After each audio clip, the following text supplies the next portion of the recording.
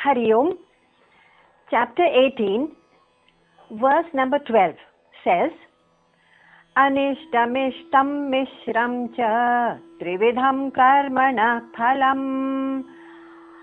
Every action that we do, we are well aware that we will get fruit or phal or result in three forms. Either it is ishtam, something I like, of course, or the opposite of it, it's anishtam, something I resist and I feel that it's not mine, I don't deserve it, I don't want it, and I plunge into conflict and resistance in the mind, or it is a mix of both, mishram, naturally. Now all this karma phal is accruing to whom? Who is the doer?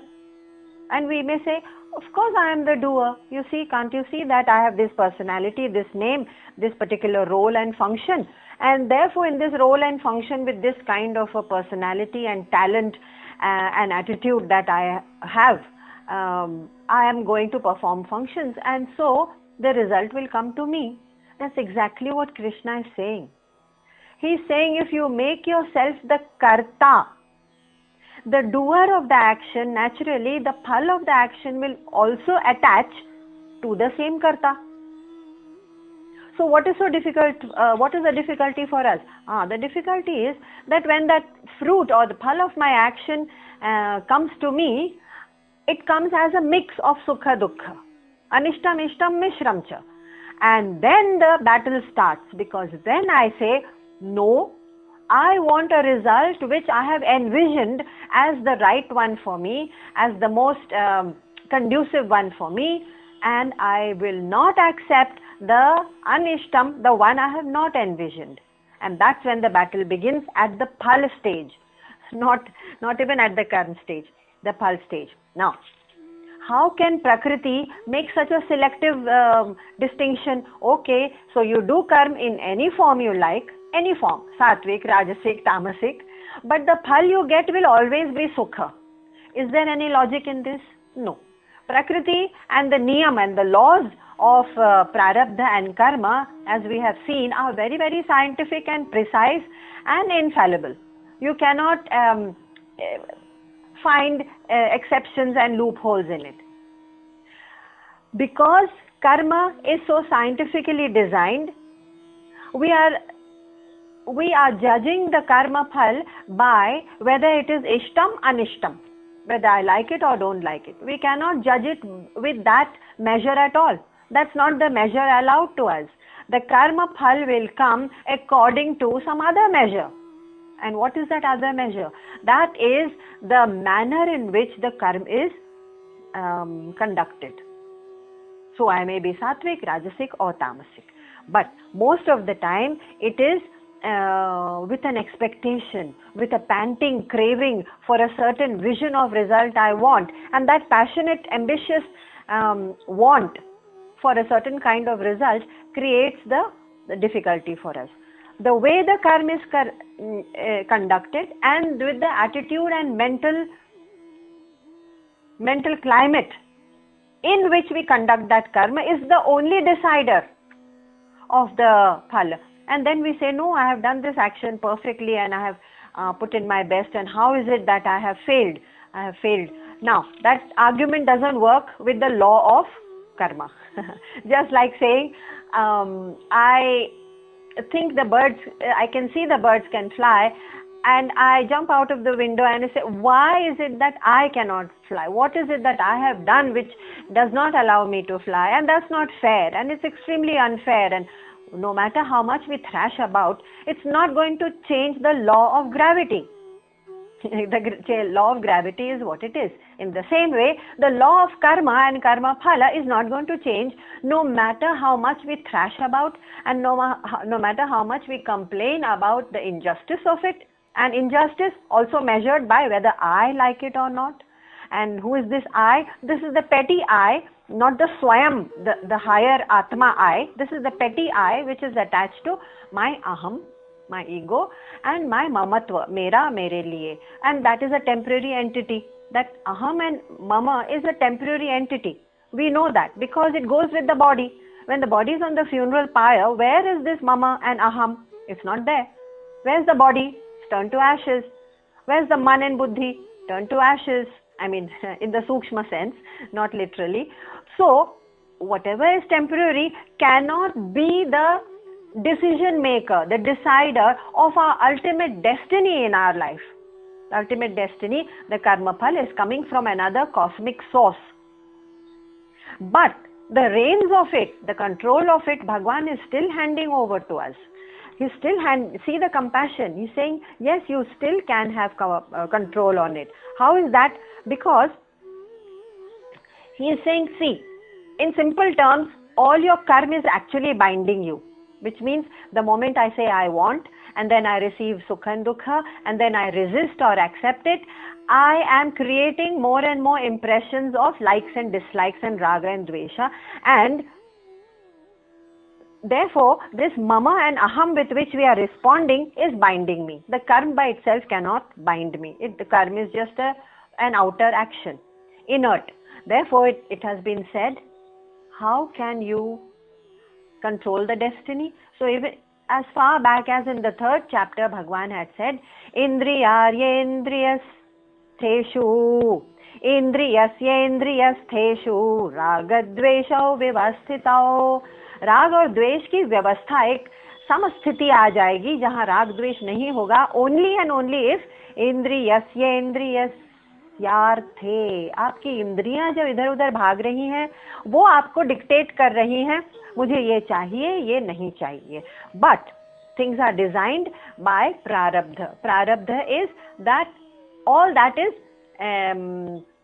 coming to us through our past actions, and that will happen anyway. So if it's going to happen anyway, why the resistance? And when it's going to happen anyway, what is the manner in which I should face it? That's the whole story about karma. So in order to understand my karma, I'm only responding to prarabdha, because what is prarabdha? I must understand prarabdha first to understand my karma. Prarabdha is nothing but a set of circumstances and situations and people and objects, whatever I have right now, vastu, vyakti, paristiti, ghatna, all that which is presented to me in this life. And it presents itself to me, and I'm faced with it, ready for response. That response is our choice. Prarabdha is not our choice. But we think that prarabdha has to be my choice. ये मुझे क्यों हुआ? ऐसा मेरे साथ क्यों हुआ? और वैसा उनके साथ बहुत अच्छे circumstances हैं, तो मुझे वो क्यों नहीं मिल सकता? These are wrong questions. These are the questions which cause conflict, disturbance, unnecessary waste of energy, mental, psychological energy, spiritual energy. हमको वैसा चाहिए था. No, prarabdha is life which is happening to us while we are busy making other plans. I repeat that. Prarabdha is nothing but life which is happening to me right now while my mind is busy making other plans. So my plans and prarabdha will not always match. So for example, if a friend of mine was ready to take a world tour and she had been looking forward to for it for a very long time, she had got her resources together, etc. and all, and just on the last week before her travel, wham, her brother fell and broke his leg, and now this is an emergency. If it's an emergency, she is faced with how she will respond. Kartavya will say that no, stay back. If there is no one else to look after him, stay back, his family is not here, and you have to be there in that situation. So there is a family demand. Now what are you going to do? Are you going to dream about that wonderful, I had a vision, remember she had a vision that if I am in that European tour or whatever, I am going to be this happy or that happy and see these great grand visions that people, and also I'm going to be happy when I post all those pictures on my Facebook and people will appreciate and applaud and even be jealous and envious. Somehow other people's jealousy and envy makes us happy. That's a most tamasic kind of happiness. But anyway, she had dreamt of all that and she had made a vision. Before every action we make a vision. अब ये result हो जाएगा तो मुझे एकदम सुख मिल जाएगा. She made that vision and the vision was shattered. Now, her kartavya demands that she is present there for the family. How is she going to face it? Is it going to be with equanimity, with happiness and joy that yes, at least I'm here for my family. It's okay if there are things that I haven't been able to do, which I'd been looking forward to. That sense of shanti, happiness and working for the welfare of others in that pure sense of kartavya. Okay, it might seem even like a drudgery after some time, because the person has to be, taken on a wheelchair and fed, and you have to be there all the time. You can't even go out to meet your friends. At some point, to a Rajasic mind says, I want to do this or that for myself. I'm ambitious and passionate and desirous. That Rajasic mind will feel that this work is drudgery. A Sattvic mind will say, oh, that's okay. I'm bringing happiness and I'm there. Thank God I didn't leave on that European tour of mine. Thank God. Otherwise my family would have been in trouble. I'm there for them when they need me. So I'm happy about that. That's the response of a Sattvic mind. And a Tamasic mind says, oh, why don't you just get a maid or a nurse or someone and just take care of it? It's beyond me. And I feel too lazy and I'm actually procrastinating and negligent about that situation. That's a Tamasic mind. Now the choice is mine. Whether I respond with a Sattvic mind or Tamasic mind or Rajasic mind. But what about Prarabdha, the situation? The situation presented to me is exactly as it was meant to be. I had a dream, I'm going to do this or that and go to Shimla, have a little bungalow there. No, I'm right here looking after maybe elderly parents. Who knows? That doesn't matter.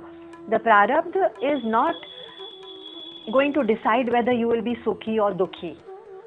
There is no stamp of Sukha or Dukha on the Prarabdha. Oh, then where does it come from? The Prarabdha, the situations and circumstances and people and ghatnas, that is events that occur, they don't carry the stamp of Sukha Dukha on them. Then where does it come from? It comes from my man. It's a thought. It's a vision I have made in my mind, and that thought says that mujhe aisa hi chahiye, aisa nahi chahiye. That like and dislike, the raga and dvesha, which Bhagwan has talked about so many times, is the one which is causing the Sukha Dukha. Otherwise, nothing in the world carries on the original product, doesn't carry the stamp of Sukha Dukha on it. Think about it. For example, that trip to Europe that my friend was looking forward to, that didn't carry the stamp of Sukha or Dukha, but that Sukha was stamped on her mind कि हम ऐसा करेंगे and इतना फला फला जगह घूमेंगे तब सुख मिलेगा. It was stamped on the mind, not on the prarabdha. So then whose is the choice to experience the Sukha Dukha, the disappointments, the agitations, the envy, the chinta, the worry, and the disturbance and conflict? It's the mind. So in whose control is the mind? That's what Bhagwan is saying. The mind and the indriya, the senses, running away one after the other. The mind running after the senses because it is the sensory perception of traveling and tasting this food and meeting new people. It's sensory, it's outward. All that is now followed by the mind as sukha. So mind and indriya are now dictating to me कि ये सुख होगा और वो सुख नहीं होगा. And the circumstances and situations are changing and altering constantly. And therefore we seem to be on a roller coaster ride saying कि अरे अब ऐसा क्यों हो गया, अब ऐसा कैसे हो गया. We are talking about small things in our lives like moving to a certain city or changing our place of residence or changing a job and I may not like the new job, or losing a job. When you lose a job, maybe another door opens and that door may be the trap door opening to a vaster field of exploration. Who knows? But at that moment when I lose my job, there is a sense of dejection. And I give way to that dejection. That is not the response of a wise person. So, hey Arjun, if you give free rein to your sorrow and dejection, remember that the circumstances that are presented to you in the battlefield or in life or in sansar are the way they are meant to be. You cannot change that. And therefore the resistance to it or the attraction to it, मुझे ये करना है और वो नहीं करना है, मुझे ऐसा जॉब चाहिए वैसा नहीं चाहिए, मुझे फला शहर में घूमना है और यहाँ नहीं घूमना है, and I want to travel or not travel, or maybe I want to get away from the drudgery. Drudgery again is a loaded word, adjective added by the mind. All that चाहिए नहीं चाहिए, मेरे मन का होना चाहिए नहीं, मेरे मन का नहीं होना चाहिए, is dictated by a very very wayward mind. इंद्रियस्येन्द्रियस्यार्थेषु रागद्वेषौ व्यवस्थितौ. That one thing under our control, entire life is under control. Karma phala, man, buddhi, everything is under control. Circumstances, remember, will continue to change. That is the nature of Prakriti. So there was this beautiful post on our group one day that God does not promise that the boat will not rock or there will not be a storm. But with this Gyan, God or Gyan will make sure that you don't sink. Sink into what? The ocean of sorrow. I'm thinking, and this is my conflict, and I'm worried, and no. This Gyan will not allow us to sink, but that doesn't mean that the Gyan will stop the boat from rocking or the sansar from being turbulent. No one promised that. So when we go to the temple and bow our heads and say, oh God, please change my circumstances. Okay, Bhagavan says, I'm listening to you, but finally your prarabdha will decide what comes to you, what doesn't, at least for now. And your response now will decide your future prarabdha or circumstances. And future doesn't mean this small little petty life of 80-100 years. We are limiting ourselves so much to this very very temporary ephemeral 80-100 years of a body and mind that we can't see beyond it and can't see the larger picture of our own spiritual evolution. That grand map which is laid out to us is too big for the mind to grasp. That is what is supposed to unfold. This larger map is supposed to unfold before us when we read the scriptures and listen to the words of Krishna. And therefore, Samanya Avastha, the steadiness of the mind right now, is going to decide how far you rise in our spiritual growth. That means circumstances and prarabdha are not stamped with sukha dukha. Then where does it come from? So one of the Swamis, Swami Ram Sukdas ji, he says, oh, sukha dukha aapki murkhta se aata hai. What he meant was, सुख दुख तो अज्ञान से आ रहा है. हमको ये ज्ञान है ही नहीं कि क्यों situations हमको how should I act and where it is coming from. The science of karma and karma phal is my lack of knowledge. So मेरे अज्ञान से सुख दुख आ रहा है, यानी कि सुख दुख is our murkhta. He said it is your foolishness, but prarabdha is as it is meant to be. Accept it. And accept it as a whole. Not कि प्रारब्ध में जो सुख अच्छी चीजें हो रही हैं मुझे चाहिए, जो चीजें मेरे मन मुताबिक नहीं है वो मुझे नहीं चाहिए. There is no such division in Prakriti, but we make ourselves quite miserable and wretched over this raga, dvesha, dvandva choice that we seem to be making all the time, which is actually an exercise in futility, because nothing will change with that worry and that desire and that passion ki aisa hona chahiye. Nothing will change. Prarabdha will be as it is. And what are the kinds of actions we do in this life? Of course, we do action for dharma. Dharma means I must see that I have done enough yajna for the welfare of other people. Tap, enough effort for my own spiritual growth. That also takes effort through various activities, as we have seen. Tapa and dan. Yajna, tap and dan are all my dharma activities. Okay, so I do dharma, and if I do it selflessly, it doesn't even attach karma phal. In fact, am I expecting phal out of yajna and dan and tap? Think about it. If I am, then in their foolishness there are some people who ask questions like, why is it that in this world those people who are sadachari, means jinka actions are based on Sat Achari.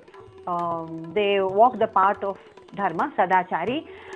They are faced with so much dukha. And why is it that Durachari are faced with sukha? As we notice, Durachari people who are fraudulent and lying, and yet they have so much wealth and luxuries. So Durachari ko itna sukh kyun milta hai? Yes, there are many people who ask these questions. And in fact, this question was asked by Draupadi to Yudhishthir. Draupadi said, Yudhishthir, see, aap to sadachari hain. In fact, he is a role model for all the yagya, tap and gyan and dan that we aspire towards. And he was already the practitioner of these. Yudhishthir. And she said, you are such a sadachari, and look, you have been banished to the forests for so many years.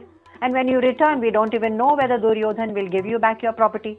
And as it happens, he did not give an inch of land. In fact, Duryodhan said, I'm not going to give you land which measures even on the as much as the tip of the needle, leave alone a few villages. No, Duryodhan just backed out. So you might think this is injustice for a great sadachari like Yudhishthir. Draupadi said, see how kapati, how manipulative and swarthi and selfish Duryodhan is, and see his thought and his luxuries. Yudhishthir had only one answer. He said, if I had been doing my yagya, dan and tap and shravan and manan and welfare of others, all my dharma activities, in short, any dharma activity if I had done with the expectation कि इनसे मुझे सुख का भोग होगा, then Draupadi, I'm sorry, you have not understood the essence of dharma.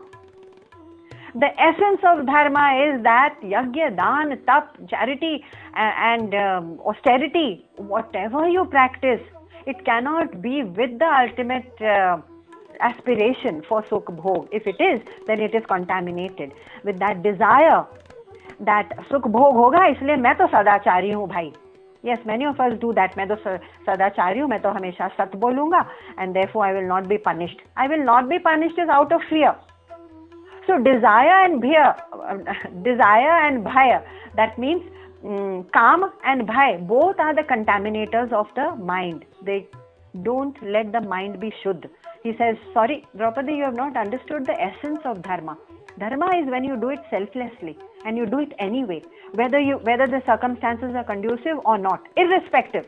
Pratikul, anukul, in any sort of circumstance, you do not leave your dharma achar, the behavior of your dharmic nature. Then only you are called dharmic or following the path of dharma. Otherwise, you are like any other animal. See, the animals, especially the domestic animals, they also do things to please the master. Why? The master is going to give me food if I do what he wants me. If he is indicating certain way of action, the master is saying, act in a certain way. This is how animals are trained, of course. And then I will give you your food and your comfort and my affection and shelter and everything. Now, an animal does all those nice things for the master, let's say his God. Master saying कि मैं तो ठीक काम कर रहा हूँ, so that you give me my food and comfort. Even a dog will do that, an animal will do that. What is the difference between a dharmic person? A dharmic person will do it irrespective of hardships or anukul or pratikul paristhiti or what you may think may be total injustice. I have done so much for this society and now they have ousted me from the kingdom. Yes, things do happen. Things happen the way they are meant to happen. But Yudhishthir there was not one moment of bitterness or resistance. That is called a true dharmic person. So we do actions for dharma, but dharma also needed a small explanation about it's not just an outer activity of mechanical actions कि हमने पूजा कर लिया, दान धर्म कर दिया, and I have done charity and austerity and tirtha yatra, and yes, I am very dharmic. These are all outer activities, and let us not delude ourselves or delude anyone for that matter, because the delusion is only ours. In the end, we become moha grasit, mohit. we are the ones deluding ourselves if we don't know dharma. The second kind of action we do is for artha. Artha means, of course, effort for wealth. We need wealth in order to even sustain our dharma. If I want to do Tirtha Yatra or to hold so many other classes or learn some more and join more classes and keep learning more and more for any kind of austerity or dharma or charity or dan, I need artha.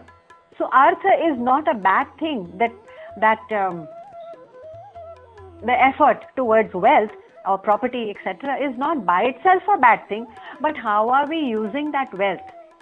Are we using that wealth towards the welfare of others beyond my basic needs? Of course, I have to satisfy my family needs, etc., be comfortable so that I can travel and learn and be good in health, so my medical insurance is taken care of. Of course, I must take care of that. Only when I am sound in mind and body can I follow the path of dharma. So artha has to be used for the purpose of dharma. Therefore, dharma, artha, kama, moksha, even in the order in which it is presented in our scriptures, our actions, purushartha they call it, efforts, is in this order. There's always dharma first. Then it is hedged in. The artha which I am earning, the wealth, is hedged in. It's by dharma on one side and moksha on the other side. Because finally, I have to use dharma for moksha. That means for tattva gyan. Tattva, essence, the very essence of existence. I have to know that, and for that, or for Atma Sakshatkar, as they say it, to know my true nature. Atma Sakshatkar, Tattva Gyan, that is moksha, I want it. And Kama, for my pleasure, that means I have all the senses, and Shabda, Artha, Shabda, Sparsha, Rupa, Ras, Gandha, and I have to satisfy those too. Yes, that's why the 25 years of Grihastha Ashram have been given. That okay, now within the confines of dharma, you can still have a Grihastha Ashram and enjoy all the pleasures of sensory pleasures. That has been granted by the scriptures, but for a period of time in that ashram of Grihastha Ashram. Now everything has been granted in its proper proportion to us, but the problem arises when this proportion goes out of order. We do 90% of our work for kama. Most of our actions that we see are for the desires that we must fulfill, either for ourselves or for our family members, and for their pleasure or for their desires, which are desire-driven actions. So I am working towards the fulfillment of either my desires or the desires of my family, etc. So 90% of my effort, my purushartha, is devoted to kama. But the scriptures have said karma means dharma, artha, kama, moksha, and that if you can divide equally in your life, that's a balanced life. So there will be enough of dharma, 25%, enough of artha, 25% time devoted, so that I have enough wealth to be able to be sound in body and mind, and enough bank balance to conduct the activities of dharma. And kama, because my body is not going to listen to me, I have to have some sensory pleasures until they are controlled after a certain age, and then you say, okay, I am ready now for moksha, for making myself free from this karma bandhan. If it is not in that proportion of quarter or 4 quarters, then naturally the life is bound to go out of proportion. You cannot have any mixture, even tea when you are making, you have a certain proportion of mixture. When we are cooking food, we are not putting, oh, I love salty things, you see, I have a taste for chili or for salt, and therefore I put lots and lots of it. We cannot digest such food without falling sick. How is it that we can digest without falling sick? A life which doesn't have the proper proportion of ingredients. Dharma, artha, kama and moksha. And therefore the life seems difficult or conflicted or worrisome or too heavy or too burdensome or too tedious. Where does it come from? Because the proportions are not right. And therefore food which is in good balance and sattvic never seems too difficult to ingest. Same way, life becomes easy to go through and beautiful and purposeful when there is a proper proportion. Dharma, artha, kama, moksha. Moksha being our highest goal, not letting go of that manzil, that vision, right through our activities in dharma or artha or kama, not letting go of that vision right through. That is the whole idea. See how in 4 words they have actually encapsulated the entire art of living, the very art of making life meaningful and purposeful, and also working towards the only goal which is worth having, moksha. Now,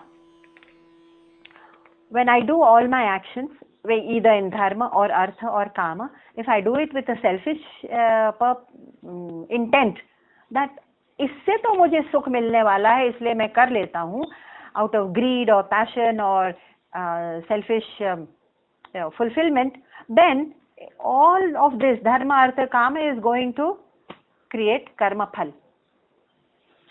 Karma phal will come to me, and any karma phal is a bondage. Is a bondage because I have to come back. उसका भोग तो करना ही है.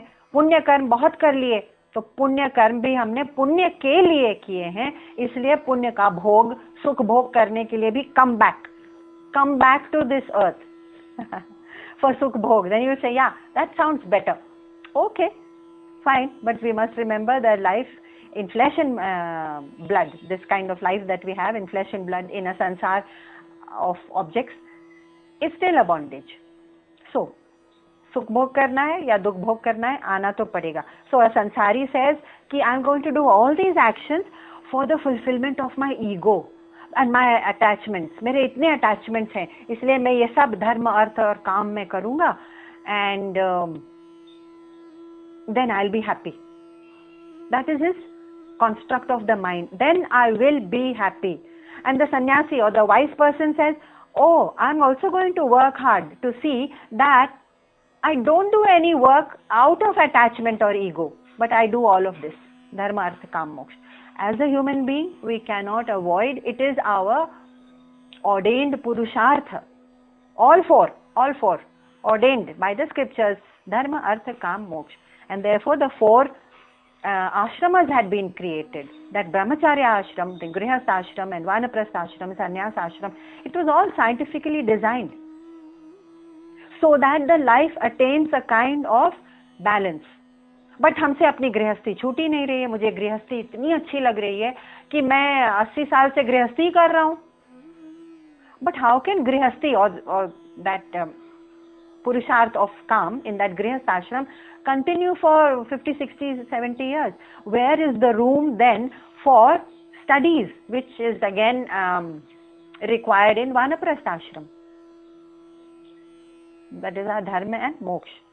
It's a lack of proportion, which is basically, I think, driving our world out of gear.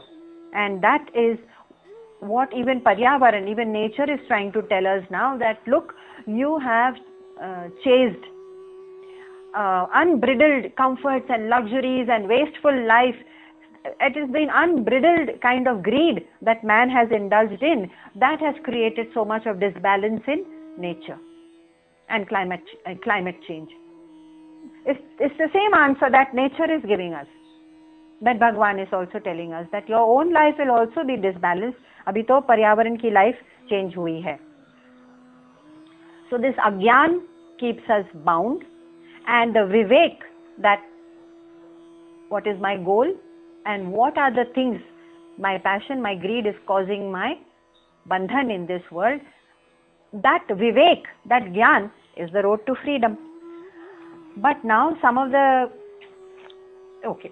people who have asked ki sadachari dukh kyun bhogta hai, because it's part of the prarabdha which has come from some previous life, and accepted the way it is, instead of saying ki, oh, I wanted something so badly. The more passionately you want something, the more we are setting ourselves up for a greater disappointment. If you say, yes, it will be nice if I go on this tour and meet up some of my friends abroad and do a bit of traveling and a change of scene, and then if it doesn't happen, it's also okay, because then I'm here for another purpose, for a larger purpose. My family needed me, my friends needed me, maybe my nation needed me, or it just didn't work out.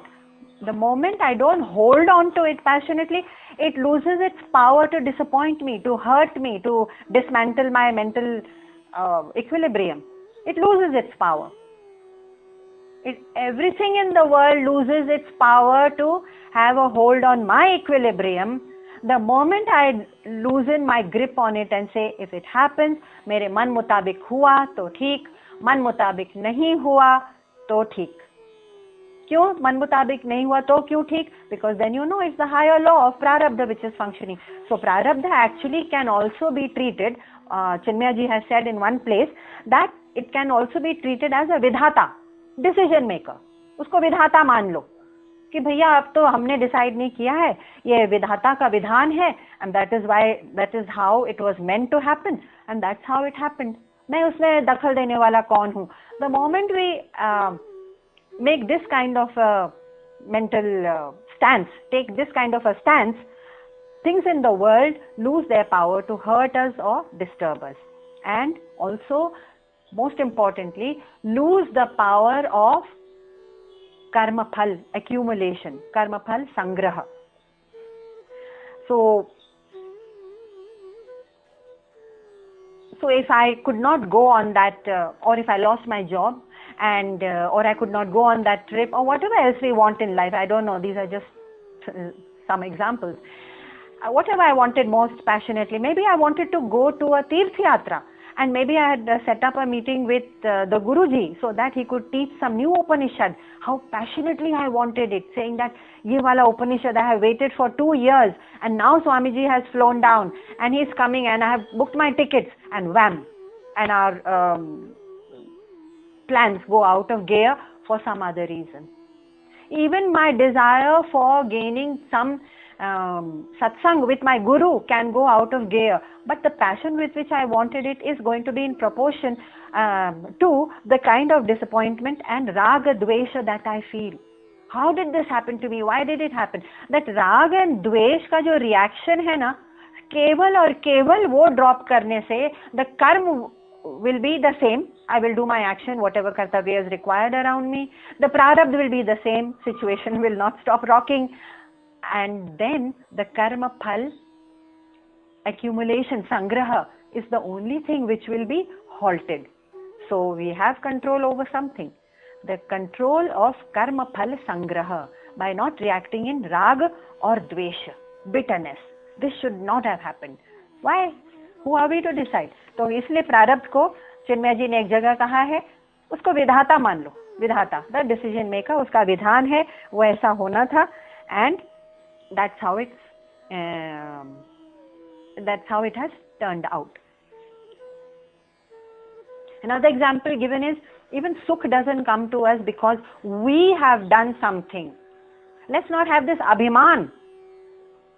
कर्तृत्व अभिमान it's called. कर्तृत्व अभिमान से क्या होता है, मैंने किया है तो मुझे ये सुख मिला है. जैसे दुख भी comes through the prarabdha, सुख also is through prarabdha, and the direct result is given through some vidhata. For example, a farmer needs cash in order to send his children to school, so he works on a farm. When he works on the farm, does he get that cash from the farm? No. He does the work, he goes to the master gives him cash, and that cash in return for his labor he uses for the education of his children. So the farm on which he worked, that land and soil that he tilled, is not the giver of the action directly. The giver of the result, the giver of the result was not the land, but it is the master. He needed cash, he got the cash, and the food that he wanted for his family, it came through the cash that the master gave. In the same way, whenever we do a certain action, the karma phal doesn't come directly from that action. Cause and effect को हम जोड़ लेते हैं कि ये action किया है तो ये result होना चाहिए. No, it will go to the master will decide, and the phal will come in another form, like the cash to the farmer. But the farmer doesn't stop working, saying ki, "Arey, my child's education didn't come through the farm. It is only a piece of land, and land has only soil and mud. ये mud कैसे educate करेगा मेरे बच्चे को?" He doesn't ask such illogical questions. They seem illogical because we know about the farmer and the master and the cash. But about our prarabdha and our results, it's so invisible that we don't even see the logic, and therefore we protest and therefore act out of attachment or revulsion, repelling something, rag or dvesh, bitterness or attraction. Because we don't see this indirect action of the master in between, or vidhata, or prarabdha, whatever you call it, who is giving us the results. And therefore, the farmer is not unhappy. He says, okay, now I have understood the logic, and so I will work as hard as I can on my field, and I know that the master will be ready when my phal is ready, and in the proportion that it is ready, and in the proportion that I deserve, the master will offer me the cash. In this case, it's the cash for, and then I will take care of my needs.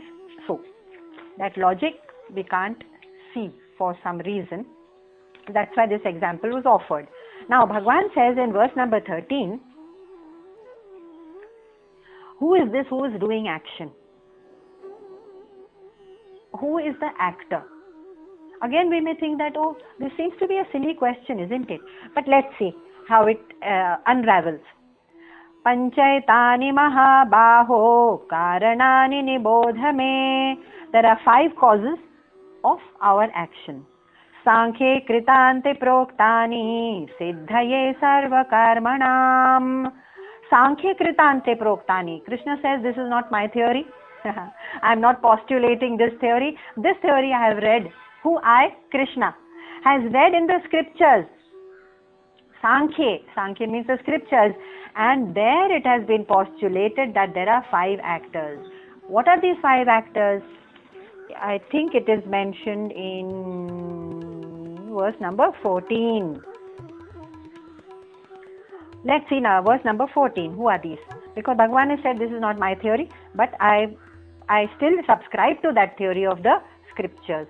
Who I, Krishna, subscribes to the scriptures. Number 14. What are the 5 actors?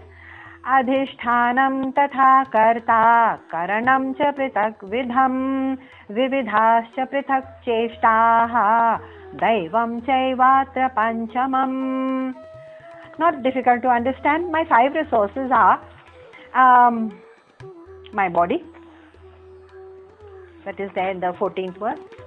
No, and that body is called the adhishthanam. If I didn't have the body, would I be able to do any karma? No. When I don't have the body, that is after my death, or when I am on another still existing, in another plane, not in the body-mind plane of this sansar, but my existence is there, can I do karma? No. Before I was born in the body and form, and before I had that interim period between 2 bodies, did I do karma? No. I cannot do karma unless I have this instrument of the body. Okay, so that is Adhishthan. Adhishthan means the basis. And the basis, on that basis, I attach Karta. I am the Karta. That is the delusory construct of the mind which says I. As we have said before, I, who is this I? I say, ye, main hu na. You can see my body. Again, we point to the body, or the mind, or the accomplishments, or the name. Naam Roop. मैं केवल नाम रूप हूँ. So that is a very small entity. So, but I add my I to it, which is a delusion. So it's a delusory construct of mind, but I call it karta. चलो ठीक है, ये करता है. कौन? This delusion which I call I, मैं. That's a karta. अगर वो करता है, तो भोक्ता कौन होगा? Naturally, bhokta cannot be my neighbor. Bhokta cannot be my pet dog. Bhokta cannot be some other some relative who has treated me badly. Bhokta bhi main hi hounga, because I imagine myself as the karta. Okay. Now, how am I acting? Of course, the 5 things are, so adhishthan, body, karta, bhokta, that is the I actor, B, that is 2, and 3 is, this body has the indriya, the sense organs. So I need those for interaction. And all my organs of action, my hands, my legs, and the organs of action are required, my limbs. Otherwise, I cannot do action. So when I go beyond this body after death, not at the time of death, of course, there is no body. Even after that, on my other plane of existence, there is no body and indriya and senses and limbs. I cannot do any action. Karma होता ही नहीं, हो ही नहीं सकता, and therefore karma phal bhi usko किसी को नहीं लग सकता. The only time that I attach this excessive baggage of karma phal to this entity that I call myself is in this form of body.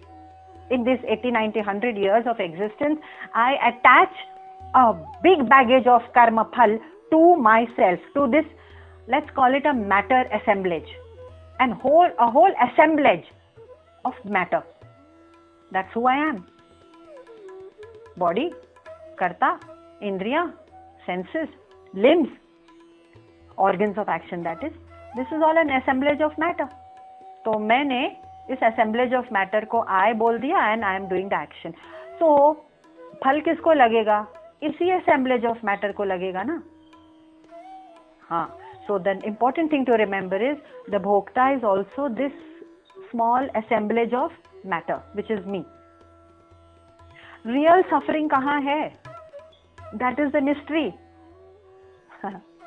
The real suffering, of course, is in my mind only, and the mind is all still in the realm of matter. So let's see, is there a way out of this madness? So there is one more thing. The fifth element, of course, that we had discussed was what is driving this whole assemblage of matter towards a certain direction. कि मुझे सात्विक काम करना है, मुझे धर्म करना है, मुझे अर्थ करना है, मुझे अर्थ यानी wealth acquisition, and calm. I must have a strong desire for sensory pleasures and extrovertedness, calm. Who is driving me? Not everyone is extroverted. Everyone has a different direction. Okay, so that is the sanskar. Remember the sanskar, we have already talked about it, but we forget it because it's what we see on the tip of the iceberg is only the tip. ये नाम, ये रूप, मैं ये हूँ, मैं फला हूँ, मेरे ये qualifications हैं, मेरे ये achievements हैं, इसलिए मैं ये काम कर सकता हूँ. This is the tip of the iceberg. Below the surface, the iceberg is huge, 100 times bigger than the tip. And that is the sanskar of millions of millennia of karma, and that sanskar in sattvic, rajasic or tamasic form is driving and pushing the direction of my behavior. We have seen all this. Bhagwan is only saying to Arjun that, see, we are trying to figure out where is this karta, this actor who seems to be collecting so much of baggage of karma phal, and then crying कि मुझे ये फल नहीं मिला, मुझे वैसा फल नहीं मिला, मुझे तो बड़ा दुख है, मुझे तो सुख जब होता भी है, when that sukh is gone or it's faded out or it's over, because everything that we taste will have an end to it, then again dukh meaning restlessness for something new. So dukh is an agitation, it doesn't mean just grief. In that cycle, this karta, where are we caught? We are trying to figure that out, okay? So we'll just follow the logic that Krishna is trying to present. Just follow the logic. So these are this assemblage of matters doing the action, and therefore cheshta is the word used by Krishna here in the 14th verse, saying with all the resources we do cheshta or effort in this sansar. Which direction? We choose our direction with our sanskar, sattvic, rajasic or tamasic. So the sanskar is the director of the show. He is the main director, and this body, this naam, this roop, and our senses are all the actors over there. So sanskar becomes the most important element. Can I do something about it? Yes. We saw in yesterday's story that this young man, Eknath's son-in-law, had a certain sanskar, and slowly Eknath told him, every day, whatever you want to do, your drunken parties and extrovertedness and noisy revelry, you do all that you want, that you are attracted to, because it is an irrevocable kind of an attraction. You can't help it. But at the same time, just read one shloka to your wife and explain the scriptures. In the process of explaining the scriptures, a very learned man can also be a victim of his sanskar. And in the process of explaining the scriptures to his wife, he became more and more and more, and very slowly he turned sattvic. Therefore, sanskar is in our hands. I have to repeat it every time I mention sanskar, because every time we talk about prarabdha, people say, oh, it's fixed, I can't change it. Sanskar, yes, I can change it, although it comes as a deep, deep impression, like a scar on the skin. But when you go to a good skin specialist, that specialist knows how to even remove the scar on the skin. That impression we bring with us. But like Krishna and the scriptures are like that good skin surgeons. They can remove that scar of sanskar and change it, provided we follow the path. If the doctor says, okay, apply this ointment twice a day and have this tablet and stay out of the sun, and the child goes out running in the sun and plays in the mud and forgets to apply the ointment, and he says, oh, how come my scar is still there? Yes, our sanskar will still remain, because the scriptures are giving us a certain path of action. Ki satsang rakho, satvikta rakho, and nitya rakho. Keep a regularity in your understanding of scriptures. Keep listening or speaking about it or teaching. Just keep in touch with the scriptures and try to contemplate on, is my life going in this or that direction? With that contemplation, these are the prescriptions of Krishna. Bina prescriptions ke, we say, हमने doctor को सुन लिया पूरा, but life, मेरा scar नहीं गया. Okay, so I have heard the Gita so many times. My life is not going to change, because I'm only sitting there listening to the doctor, and the doctor is sitting and telling me a whole lot of things about scar कैसे होता है, scar क्यों हुआ, कैसे remove करते हैं, अब ऐसे ऐसे आपको रेजिमेन फॉलो करना है, and he talks for an hour, and I listen to the doctor and say, yes, I am healed, I'm supposed to get healed, but I'm not getting healed. How illogical is that? And how funny is that? But that's how we live. Sanskar, deep wounds of previous behavior of sattvic or rajasic or tamasic, and yet we are not ready to make the effort to follow the prescription. So that invisible sanskar is the driving force, which is also called in the 14th verse. Very interestingly, in this 14th verse, Bhagavan has called that sanskar Daivam. Daivam. Why? Because it is also that cosmic illuminating blessing which is making us do a certain action. It is not visible. It's not my organs. It's not my limb or my mind which I can observe. It's a sanskar I cannot even observe. It is more sukshma than my mind. And therefore, in one sense, we can call it a kind of illuminating blessing, a cosmic actor, which is playing a big role in my life, but it is too sukshma for me to know that sanskar. And the best thing about this is, in this list of things, adhishthan, body, karta, the imaginary I, and the indriya, the senses, organs of action, that is the limbs, and the sanskar, they are all doing the action. One is pushing, the others are acting.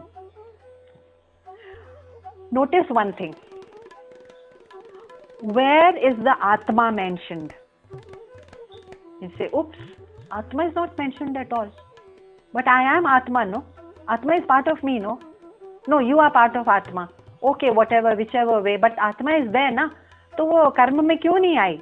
For the simple reason that is the only thing which is the non-actor, and that is the only thing which is our true nature, and it does not act, and it does not participate in action. Your karma of dharma, artha, kama, moksha, no participation. And therefore, it is kevalam. It is free, and it is the only thing which is pure. The word used for that is kevalam, which comes a little later. So far we have seen that this entire equipment of our action, or this whole equipment, is only the engine and the car. The petrol is not visible, and then we say, petrol का इसमें क्या लेना देना है? Petrol से तो, so when there is an accident, the policeman doesn't come around looking for did you use the right kind of petrol? Show me how many gallons of petrol you put in and from which particular service station. No, what has petrol got to do with the accident? So the car went out of control because the body, mind, buddhi, indriya was out of control. The engine and the car was out of control. The petrol is not even questioned by the policeman. So Atma is actually alipta and it's not a participant. Important point to remember. Now, of all these actions that we do, why are we driven only in certain areas of action? Unless we question it, we are just going to go willy-nilly into action and willy-nilly into reaction. Reaction of the mind is worse unless we understand.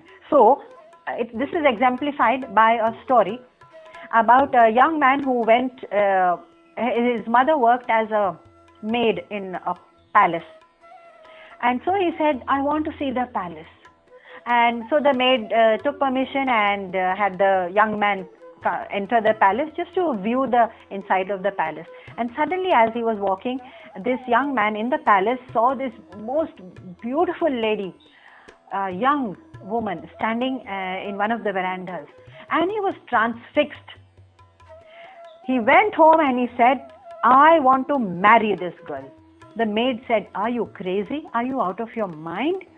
You want to marry a princess? That was the princess who stood at in the veranda. He says, I don't care. Now his senses, you see, his sense and mind are out of control. He's gone so much into a passionate desire that he cannot think about right and wrong. So his maid, after some time, when she saw that he is sinking into depression and refuses to eat, and he's sitting at home and जिद लग गई कि मुझे उसी से शादी करना है. This maid one fine day also had, of course, she was disturbed, the mother, and the queen noticed. She was the queen's maid, and the queen said, "What's the matter?" So the maid explained कि ये हो रहा है. I'm so sorry. I'm sorry to even tell you this. I'm ashamed to talk about this. But the queen was a wise woman. She said, "Aha, is that the case? Do one thing. Tell this young man to come to my palace, and I will talk to him." So the next day, the young man faces the queen, and the queen said, "I think you can marry my daughter, but I have certain conditions. You have to answer a few questions." So the man said, "Yes, of course." He was elated. The queen said, "Tell me why you want to marry my daughter." So he said, "Oh, her eyes are like lotuses, whatever, as beautiful as lotus, her eyes." So the queen said, "Oh, acha, okay. Tell me some more reasons why you want to marry her." So he said, "Oh, her lips are like the petals of a flower, soft and pink." "Oh, why else do you want to marry my daughter?" The princess. "Oh, because when she walks, she has this divine swing in her gait, and she looks like an apsara." Okay. So the queen now understood that the man was acting only out of a physical attraction. It's quite obvious, of course, even to a layman listener like us. But the queen was a wise woman, and she said, "Okay, no problem. You are attracted. You want to marry for these reasons. I will lay certain conditions. You have to follow it, and only then you can marry her." The man said, "Anything. I'll do anything. And if you permit me, it's the best thing." So the condition laid was that you will be locked in a room, a very luxurious room with all the luxuries you want and good food and everything. It's not a dungeon. A beautiful palatial room in the palace, but you will not leave that room for a year. And in that 1 year, there will be certain people who will visit you, and they will interact with you. They will be with you. Not the princess, of course. And at the end of the year, I'm going to ask you the same question. Why do you want to marry my daughter? So the man said very happily, "Oh, this is wonderful." At the end of the year, this year passed. At the end of the year, he was facing the queen once again in the palace. And the queen said, "Now tell me, why do you want to marry the princess?" You know what the young man said? He said, "I do not wish to marry the princess." Wow. Why? How did this transformation happen? So, first of all he said, who? The princess? No, I don't know much about her except her beauty. I don't want to marry her. Now, the thing that had changed for him is that in that 1 year, the queen sent only and only some gurus with the scriptures, just like Eknath's son-in-law, and that person would read out something from the scriptures every day. So for a year, if a person has been listening to something, a transformation, small or big, has to happen in the antahakaran, in the very mind and in the perspective of life. That the scriptures were read out to him, and he said, oh, this is not a big punishment, okay, I'll listen. Even though he listened casually at first, and he didn't know what was the connection between his desire for the princess and this the interaction which was going on, he had no idea. And yet when he came out, he said, do you know that I don't want to marry her because I was only attracted towards the deha. So I had a deha vasana. It's called deha vasana. What is deha vasana? We all have it. Attracted to the outward things in life. It could be persons or objects or anything, but the attraction is outward for sensory pleasures. Deha vasana is something we all have. So if we marry or have relationships or whatever else we do, acquire objects or travel or whatever decisions we take in our karma, any karma, if it is driven by deha vasana, desire for this deha fulfillment, gratification of senses, then it has no meaning. This young man had understood कि मैं तो देह वासना में पड़ा था. अरे, imagine. And he said, मुझे देह फिर क्यों दी गई है? If not for pleasures. The deha has been given to us, he had realized, for not for satisfaction of our passions, but for realization of the highest. Why? Because only in this body, in this human form, remember, we can do karma, we can do manan, contemplation, reflection, and listening, and change of habit or sanskar. Only in this body. Therefore, when Bhagwan said all your actions are done because of this adhishthan, the body, it means the body is the basis of change. But we treat our body as the seat of our satisfaction for our passions. Body means body, mind. And therefore my body and mind has to be used for my... Now that's the wrong way to use it. The young man said, मैं देह वासना में पड़ा था. And I was attracted only by her looks. I don't want to marry her. I don't wish to marry her. And then when he went home, his mother said, see, for 1 year now, I have told the whole community, my son is going to marry the princess. Now अब सब लोग हमारी हंसी उड़ाएंगे और कहेंगे कि कौवा उड़ा हंस की चाल. See, itni sarcasm and this kind of taunting and sarcasm I cannot bear. Do something about your decision. And the young man, you know what he said? He said, Mother, I am no more interested in the approval of others. मैं उनकी स्वीकृति के लिए काम नहीं कर रहा. किनकी? लोगों की. कि they should approve. उनकी स्वीकृति के लिए नहीं कर रहा. और उनके बीच में मैं प्रसिद्धि पाने के लिए कुछ नहीं करना चाहता हूँ. Means my goal is something else. तो और मैं किसी की नकल भी नहीं करना चाहता हूँ. Many a times we do things because we want to imitate someone who looks or appears beautiful or successful or आदरणीय, very respectful. मुझे किसी की नकल नहीं करना है और मुझे मुखौटा नहीं पहनना है. Refuse to wear a mask just to show some vision, some visage of myself to the world. Who said? The young man. Which means what? उसको संसार वासना छूट गई. What is संसार वासना now? Living, which is also called lokeshana. We have talked about lokeshana before. That is deriving pleasure from getting this man and samman and samriddhi and approval of others. Sansar vasana. How many things we do in this world just so that someone can appreciate it. Ki, I have colored my walls new. I have redone my dining space or constructed a new garden patch in the backyard. I must throw a party so that it's a glittering gala affair and people will say, wow, how wonderful. Now, yes, this is sansar vasana. Lokeshna. The young man said, whether I marry the princess or not, I know that the world will be so envious of me. If I do marry the princess, I will be the talk of the town. But now my goal has changed. मुझे ये संसार वासना नहीं है, लोकेशना. I don't wish to do things for the approval or स्वीकृति of others. उसकी लोक वासना छूट गई और देह वासना छूट गई. But you know what is the third kind of vasana, which is a strange thing to talk about? Shastra vasana.